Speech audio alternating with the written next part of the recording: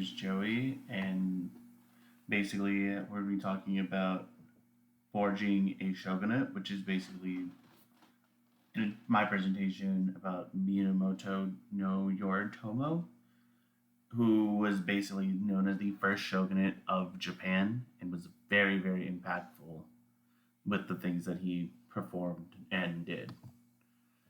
So he was the first shogunate of Japan.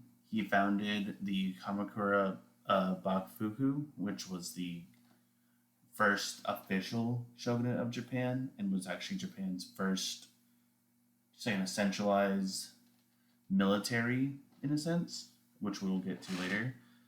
He was a phenomenal leader with the things that he accomplished and what he did to accomplish those goals in ways that many would not expect. And we could also learn some great leadership qualities from him as he taught a lot of great things, surprisingly, with the way that he led. So, who was Minamoto? Minamoto was obviously Japan's first official shogunate. He was trusted by the Emperor of Japan himself after his victory over the Tereya clan, which led him to the emperor and allowed him to get to where he was as a normal, like just a regular general in the military, to this shogunate, which gained a lot of official power in Japan by basically controlling the military, which he established Japan's first official military. He was able to gain popularity among the people, and he was also able to get a lot more of his followers to push his agenda, which was basically getting revenge after some of his family were killed via these other clan members. And his strategic mind was something that is rare to see these days, as he was able to convince the Tereya to have like a little truce meeting and then ultimately lead to their downfall with a betrayal that would ultimately lead to their fall and with him rising into power. So, what exactly was the Kamakura Bakufu? It was a new government that was started by Yoritomo himself. It was Japan's first official shogunate empire, which lasted for almost 150 years, which is quite a long time, as it lasted until even years after his death, which was in 1199, I believe. And he was able to form it to where it would last until 1333, which was a very, very long time for an empire.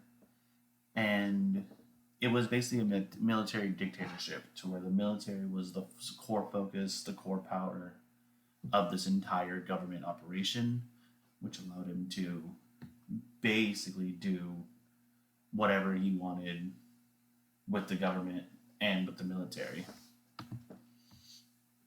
His true strength, however, he was not physically powerful. He was more powerful with his mind. This means that he wasn't the strongest on the field, he was more of a behind the scenes type of leader, to where he was very manipulative. He would manipulate people to get what he wanted. He was recognized across the nation, and he actually had a lot more power that went beyond the emperors. He was able to control the military. He had roles in the government.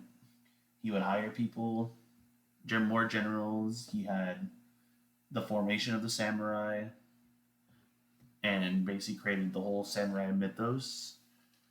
And what's insane is that he was able to basically defeat all his foes without, I wouldn't say without fighting, but he chose to use more of his words and his tactics rather than his own feasible strength, his own physical strength.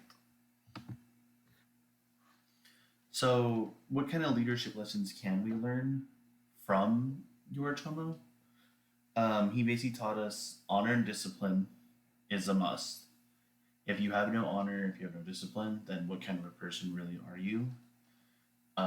He taught us that even though it was a military dictatorship, he still believed that honor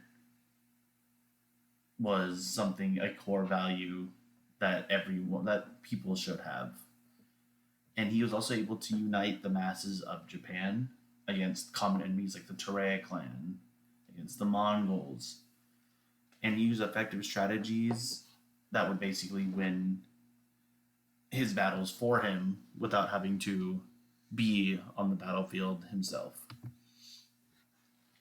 And it affects us in the modern day due to it being Japan being a rising rose as a nation to become what it is today, which is essential for technology, essential for military, and they still have that that honor with them. They're still honorable.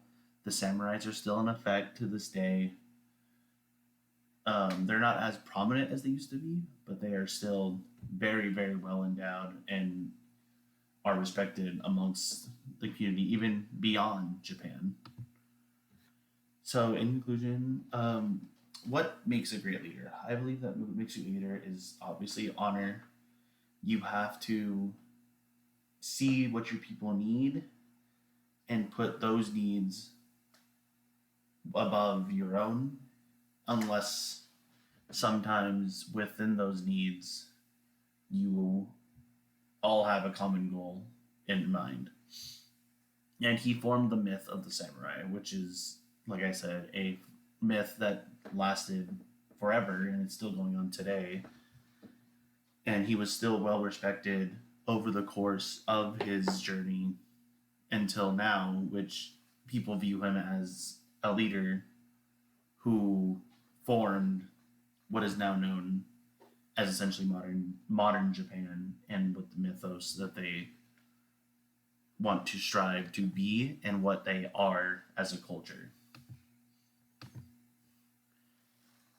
And then obviously thanks to Minoru, Jeffrey Mass, Igami Ikigo, Thomas Conlon, and Elizabeth Euler for providing phenomenal sources that they used to discuss this great leader that we could all learn and grow from. And that's it. Thank you.